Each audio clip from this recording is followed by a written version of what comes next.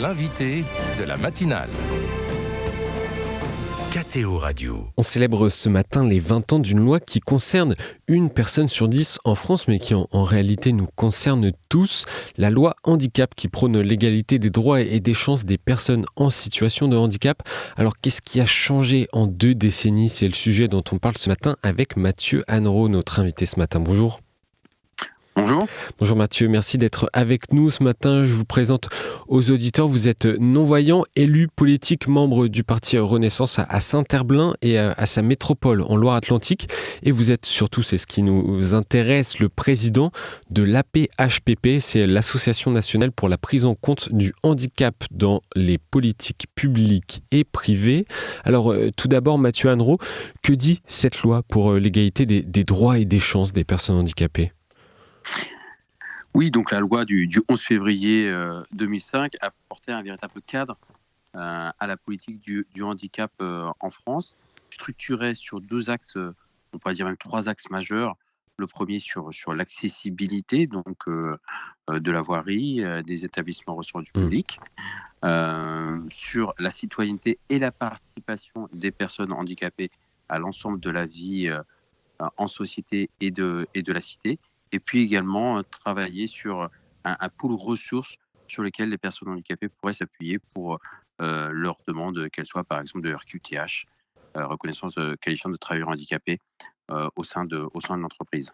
Vous parlez de l'emploi, on va débuter par ce point-là. Je crois que c'est le bon chiffre, dites-moi si c'est le mauvais. 45% des personnes en situation de handicap sont en activité. Est-ce que les entreprises font le job aujourd'hui ? Alors clairement, certaines le font, il ne faut pas non plus globaliser, mais on n'y est pas. On n'est pas à l'intention, on n'est pas à la volonté, on n'est pas où nous devrions être aujourd'hui. Et même si le taux de chômage des personnes handicapées a baissé les dernières années, depuis 7 ans, il est passé de 18 à 12%, on voit qu'il reste bien supérieur à celui au taux global de la population active au chômage actuellement dans notre société. Qu'est-ce qui freine le plus l'accession à l'emploi aujourd'hui ? Clairement les mentalités. Très clairement les mentalités. Les personnes en situation de handicap font davantage d'études, sont davantage diplômées, ont envie de s'investir dans le milieu professionnel, ont envie d'avoir une carrière professionnelle riche et qui évolue. Les mentalités, qu'elles soient de certains dirigeants, des recruteurs, des managers. C'est pour ça que dans l'emploi, on pense qu'un maximum de choses doivent être mises en place en termes de sensibilisation, en termes de formation des équipes. La mobilité est un point clé pour permettre tout à un chacun d'avoir une vie riche, des loisirs et une vie sociale. Comment mesurez-vous l'accessibilité aujourd'hui par rapport à il y a 20 ans, que ce soit des lieux publics ou des transports ? Pour rappeler l'esprit de la loi de 2005, fixait une France accessible à l'horizon 2015, donc 10 ans après. Nous sommes 20 ans après la loi, nous n'y sommes toujours pas. L'ambition était là, l'ambition était forte. Les moyens, le suivi, l'animation de ces ambitions n'ont pas été prévus par le législateur. Alors, il a tenté, le législateur, de se raccrocher en branche par une ordonnance de 2014, instaurant les agendas d'accessibilité programmée, c'est-à-dire de planifier la mise en accessibilité des établissements recevant des publics, des transports également, dans le cadre de cette mobilité très importante. Et clairement, on n'y est toujours pas. On a 2 millions d'établissements recevant du public actuellement en France. On en a la moitié, 1 million, qui n'a même pas déposé de dossier, donc il n'a même pas fait de demande de démarche vis-à-vis de sa mise en conformité. Donc on pense très clairement qu'aujourd'hui, le temps des sanctions, quand une loi n'est pas respectée, est venu. Et un point également sur le logement. La loi prévoyait que 100% des logements neufs soient rendus accessibles, un seuil qui a été abaissé il y a quelques années, en 2018 je crois, à moins de 20%.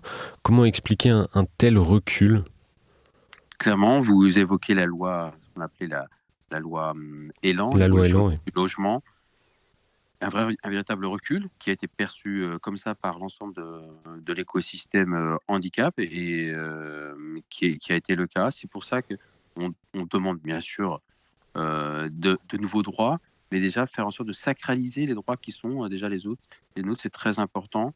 On pourra évoquer notamment le fait que notre association demande l'inscription du principe d'accessibilité universelle dans la Constitution française afin de nous prévenir contre de tels retours en arrière. Mmh. Comment comprendre, parce que là, on le voit bien sur divers points, que cette loi n'est pas appliquée. Comment comprendre que cette loi ne soit pas tout simplement appliquée? Je pense manque de volonté politique, si les choses sont complexes. Étant moi-même élu, les choses prennent du temps. Il faut planifier et c'est ce qui a manqué. Les élus d'aujourd'hui, d'hier, n'ont pas planifié la mise en accessibilité, n'ont pas planifié une stratégie handicap, que ce soit dans les collectivités, que ce soit au niveau de l'État. Ce travail-là n'a pas été fait parce qu'il n'y a pas non plus de sanctions au bout, parce que peut-être également les personnes handicapées ne se sont pas assez mêlées à la vie politique. Et ça, c'est un combat que je mène à titre personnel. Il faut que les personnes handicapées s'engagent dans la vie politique pour faire bouger justement la politique en leur faveur. Et vous disiez vouloir, avec votre association, inscrire, en tout cas la volonté de vouloir inscrire l'accessibilité dans la Constitution. Qu'est-ce que ça pourrait changer? Et très clairement, quand une loi passe au Parlement, si elle est jugée non conforme à ce principe d'accessibilité universelle, elle pourrait être retoquée par le Conseil constitutionnel. Vous évoquiez tout à l'heure la loi Elan, ça aurait permis aux acteurs associatifs justement de solliciter le Conseil constitutionnel qui aurait pu juger cette loi anticonstitutionnelle sur cette partie-là d'abaissement du seuil de logement accessible. Qu'est-ce qui est, selon vous, aujourd'hui reste une priorité absolue sur lesquelles les efforts doivent être mis en priorité?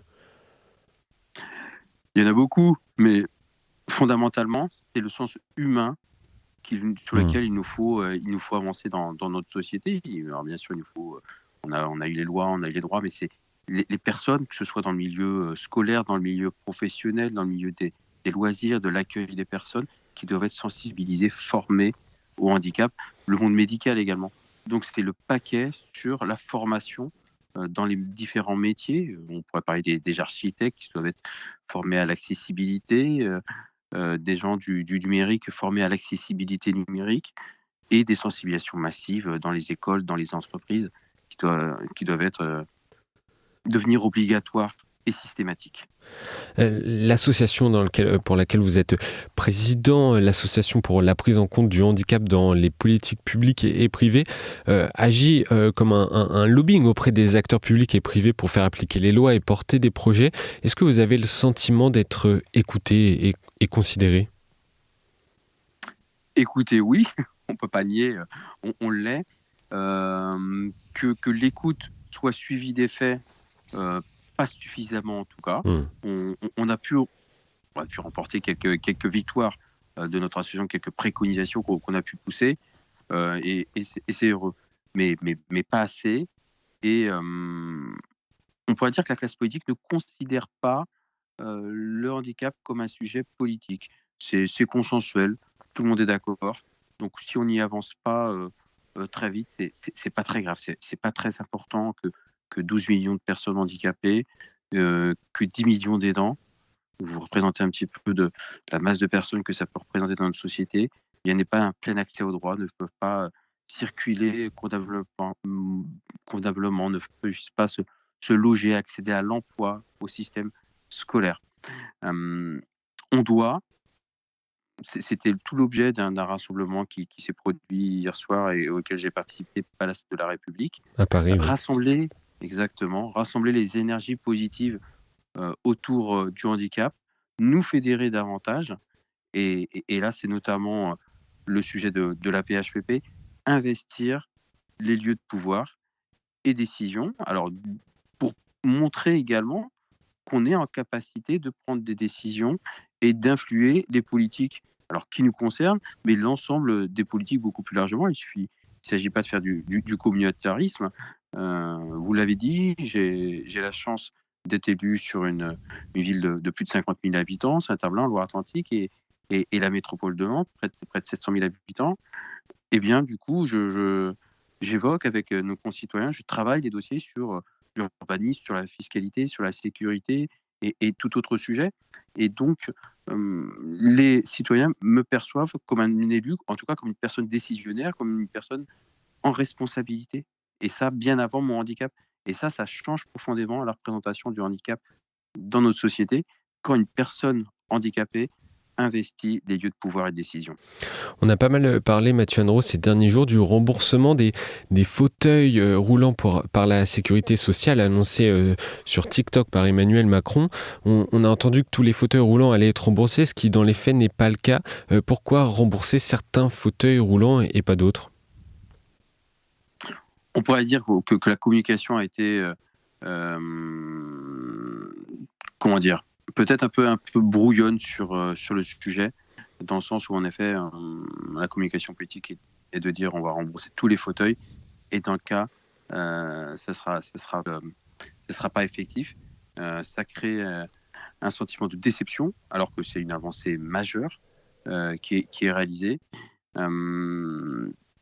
C'est souvent le cas sur les politiques du handicap. On a des effets d'annonce, de communication, et c'est clairement pas ce qu'on attend. C'était peut-être, pour revenir au sujet du jour, la loi de 2005, formidable annonce communication, pas complètement suivi d'effet, pas travaillé sérieusement. Les associations ont été consultées sur ce sujet, mais il fallait peut-être sans doute être beaucoup plus transparent dès le début, mettre cartes sur table. Voilà jusqu'où on peut aller, voilà là où on n'ira pas. Voilà, les personnes handicapées demandent le droit, peuvent comprendre peut-être certains éléments, mais voilà, on ne veut plus être abusé quelque part par la chose politique sur des éléments de communication. Et Mathieu Annereau, comment voyez-vous les 2 prochaines décennies ? On réfléchit en fonction de 2 décennies par 2 décennies en fêtant les 20 ans de la loi handicap. Comment voyez-vous les 2 prochaines décennies sur la question de l'égalité des droits et des chances des personnes en situation de handicap ? Je reste de nature très optimiste. Donc je vois les 2 décennies de manière positive sur l'avancée de nos droits. Mais pour y parvenir, il faut une mobilisation des personnes en situation de handicap. Nous aussi, on a à nous réorienter. Nous aussi, on a à nous engager. Nous aussi, on a à jouer davantage collectif, comme on a pu le prouver hier soir, place de la République, à fédérer les énergies, à investir, je l'ai pu le dire, les lieux de pouvoir et décision, à continuer notre mobilisation. Et je pense que, comme il y a des années, le sujet de l'écologie, de l'environnement a fait son chemin dans les consciences politiques, et en tout cas dans les actions politiques, je pense que ce sera le cas pour les sujets handicap et accessibilité. Et c'est aujourd'hui, maintenant, qu'on attend un bouleversement dans notre société. Merci Mathieu Annereau d'avoir été avec nous ce matin dans la matinale de KTO pour parler des 20 ans de la loi handicap qui a été promulguée le 11 février 2005. Je rappelle que vous êtes notamment le président de l'APHPP, l'Association nationale pour la prise en compte du handicap dans les politiques publiques et privées. Encore merci Mathieu Annereau d'avoir accepté notre invitation. Merci.